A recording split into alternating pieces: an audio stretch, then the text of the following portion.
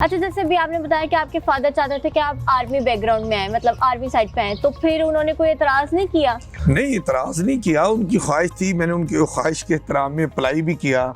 मैं वो PMA long course में अप्लाई किया, मैं रिटन टेस्ट इंटरव्यू क्लियर कर गया।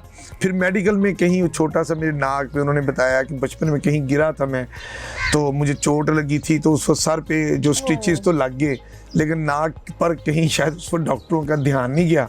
वो माइनर सा ऑपरेशन होना था मेरा, उन्होंने मुझे डेफर कर दिया 3 वीक के लिए कि आप ये माइनर सा ऑपरेशन है, करा के आ जाएं, फिर आप मेडिकली भी टोटली फिट हैं तो आपको हम ISBR के लिए भिजवा देंगे। तो वो मैं मेडिकल के लिए वो गया हॉस्पिटल, मेयो हॉस्पिटल में। उन दिनों उधर प्रॉब्लम चल रही थी, तो वो नॉर्मल ऑपरेशन नहीं हो रहे थे, एमरजेंसी वाले कोई काम हो रहे थे। अमीन हफीज़ साहब का ऑपरेशन नहीं हुआ बर वक्त। उधर मेरे गवर्नमेंट कॉलेज लाहौर में 3rd ईयर के वो इम्तहान आ गए।